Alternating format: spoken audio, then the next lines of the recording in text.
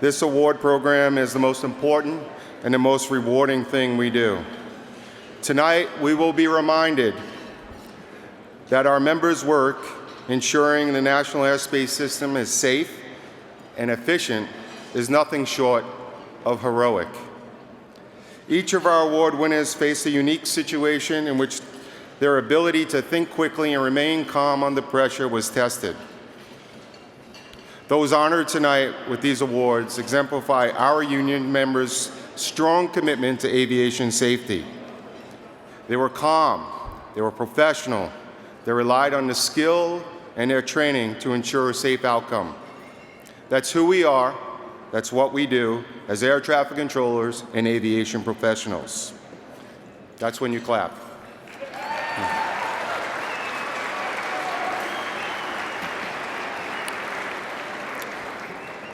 So what do you say we get the show started? Yeah, we got a great show for you tonight. It is my pleasure to honor to introduce Teri Bristol this evening. This is the third year that Teri will be opening up the award banquet as COO of the ATO. You know, and the other thing is, as her term as COO, she has never missed this event. Yeah.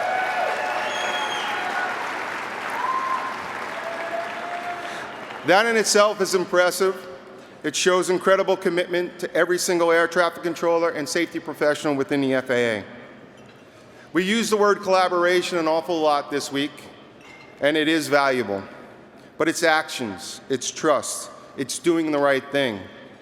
Teri has worked every day to solidify and build collaboration in this aviation industry to get the best results for the flying public and for the community. Please give a warm welcome to the COO of the ATO, Teri Bristol.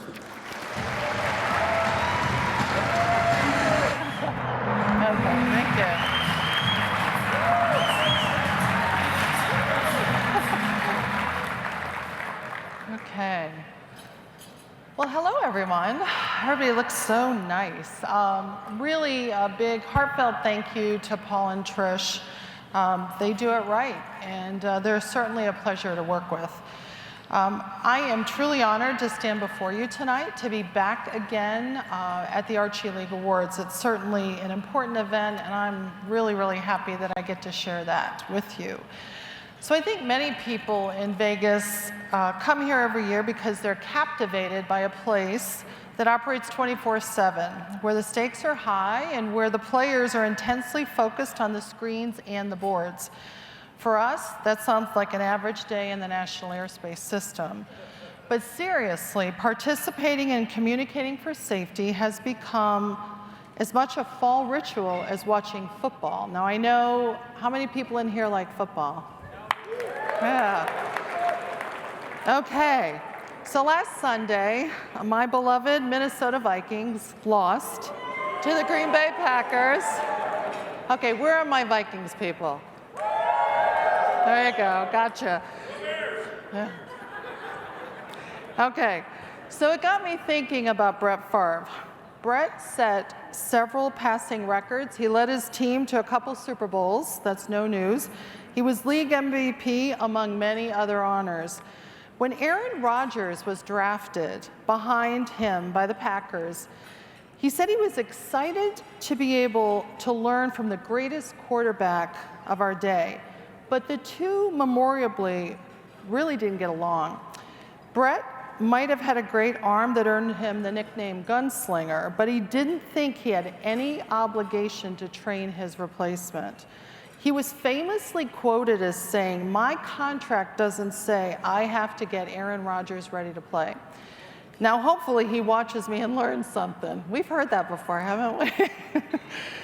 What wasn't known widely in public at the time was that the two, in fact, did spend a lot of time together. And now Aaron Rodgers says that he learned much in the 3 years by watching Brett do his thing.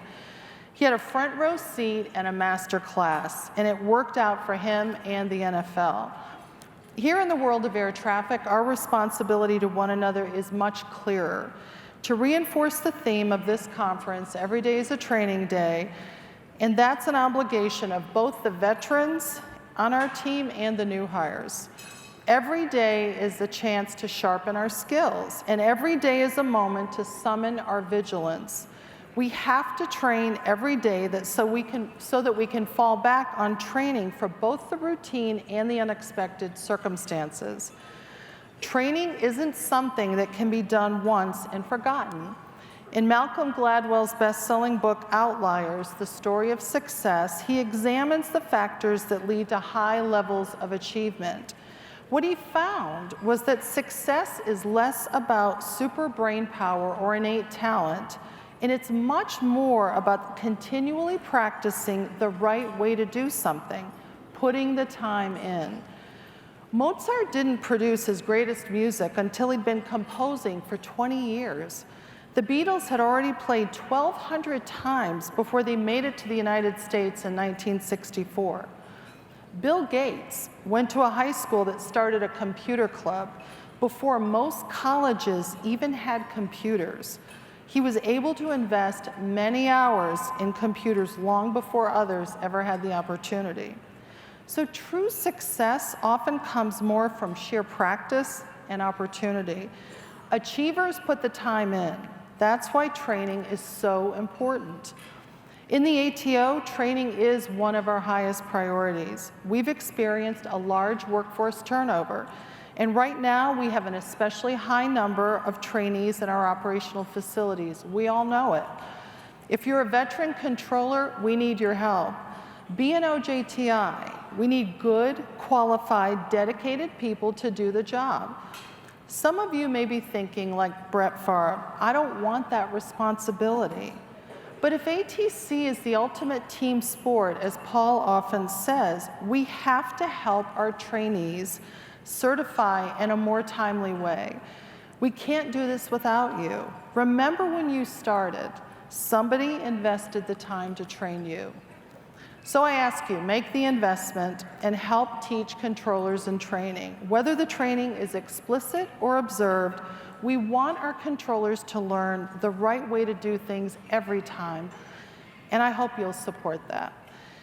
You serve as role models to those that are in training and as a certified safety professional to everyone you interact with every day, including the flying public and many of these pilots sitting in the room.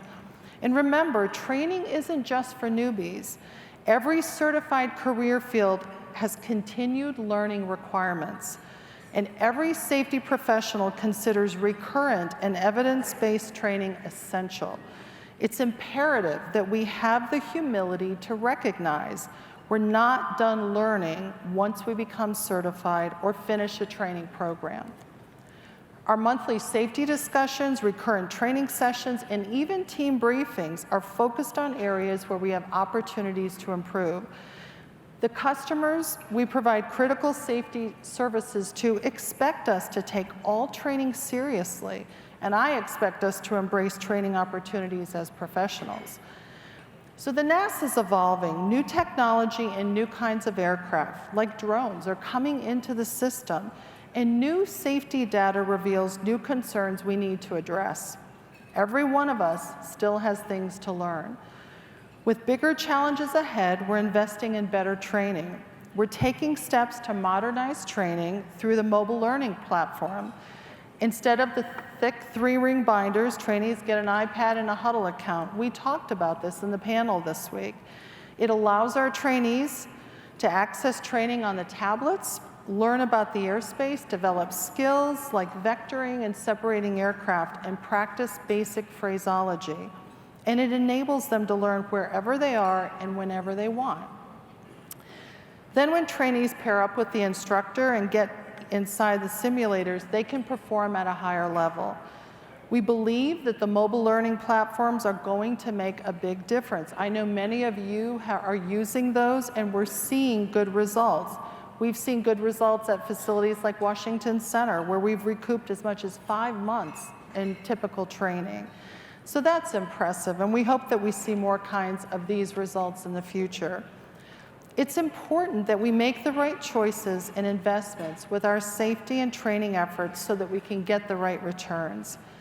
The FAA and NATCA have teamed up effectively on several initiatives to ensure good results. Through ATSAP, you've submitted more than 166,000 safety reports, from which we've identified more than 860 issues for correction. From ATSAP data and others, we developed a top 5 list of hazards.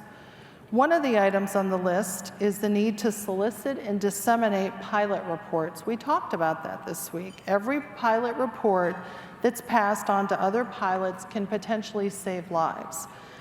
At last week's ATO awards ceremony, we recognized Kansas City Center with an Outstanding Facility Award. They're putting a big emphasis on pilot reports. And in fact, where's Kansas City? There you go.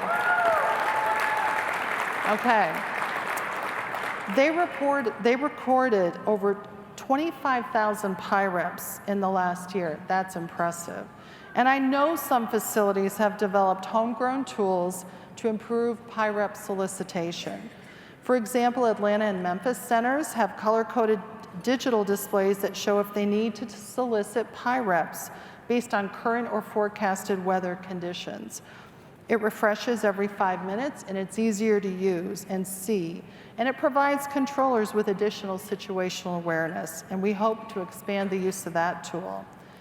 Another issue on the top 5 list is wrong surface events. We talked about that this week as well.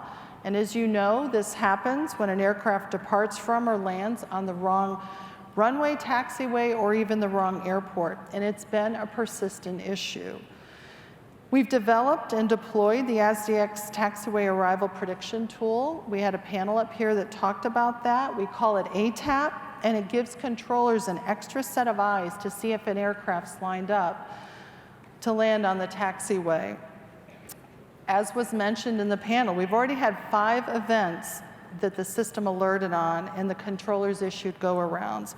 So we know it's enhancing the safety margin. We plan to expand it to 22 more airports in the next 18 months. So pilots are part of this equation as well. And we've set up special runway safety action team meetings, and we're producing videos to increase pilot attention about this problem at specific airports. Your ATSAP reports have brought to light another concerning trend, and it's the issue of vectoring, or allowing aircraft below the minimum vectoring altitude. Sometimes it happens because of pilot deviations, and sometimes it appears to be air traffic issues on not hearing or correcting altitude readback errors. It's a significant risk to aircraft in these events. So please be mindful of this issue, and I'd encourage the local safety councils to focus on it. That's just a few of the major risks that we're focused on right now together. We had a top 5 safety summit in Washington a couple weeks ago to renew the commitment to coming up with solutions to lingering safety concerns. No matter how much we mitigate risk, though, there's always the likelihood that saves become necessary. And ultimately, our vigilance and teamwork are the last line of defense. So we have to guard against complacency. I want to thank all of our controllers for their skill, their professionalism, and their commitment to the FAA's mission. You're a big reason why the FAA is the gold standard in aviation around the world. I especially want to congratulate tonight's award recipients and all of those who were nominated. Your calm professionalism and teamwork saved the day.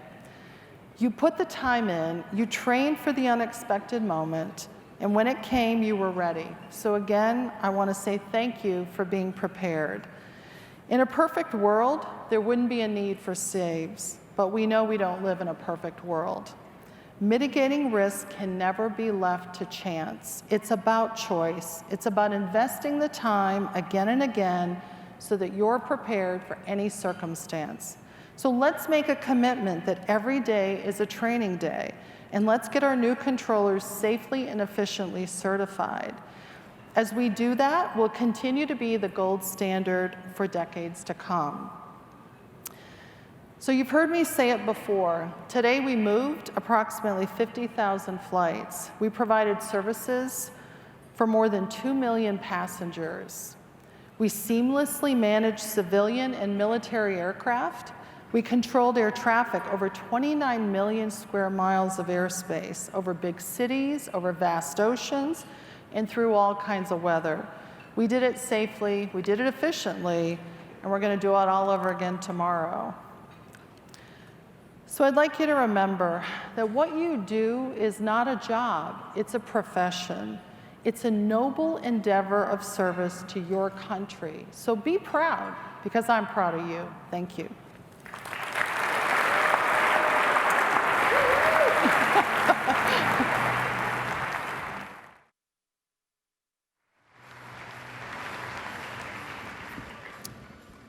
Welcome, you guys and women look lovely. Before we start and bring our first regional vice president up to give the first award, I wanted to acknowledge some hard-working individuals very quickly. First, our photographers that have been around and staged right now to get some great shots. There are volunteers from our membership, Jared Gregg from SCT, Doug Jones. Yeah. Doug Jones from Miami Tower and Tracon, and Jay Tillis from Atlanta Center, right up front. And then I want to introduce you to some of our staff that are here. NATCA employs 50 very, very hardworking individuals, but some of them are here, so I would like to introduce them to you. I'm going to have them stand in the audience, and then we'll hold the applause until I've named them all, and they are all standing. Jim Ullmann, Director of Safety and Technology. Tom Metzger, Director of Public Affairs. Doug Church, Deputy Director of Public Affairs. Kelly Richardson, also Deputy Director of Public Affairs. Grace Colby, Associate Director, Special Events. Bill Gohagan, Terminal Technology Coordinator. Matt Hare, Information Technology Specialist. Mark Prestude, En route Technology Coordinator. Megan Roper, Senior Social Media Associate. Megan Seidman, Meeting Planning Specialist. Matt Sullivan, Technical Representative Liaison. Brandy Till, Public Affairs Specialist. Cheryl Lewis, Executive Assistant, Administrative Assistant. And Dean Iacopelli, Chief of Staff for NATCA. Please join me in welcoming them and giving them a round of applause.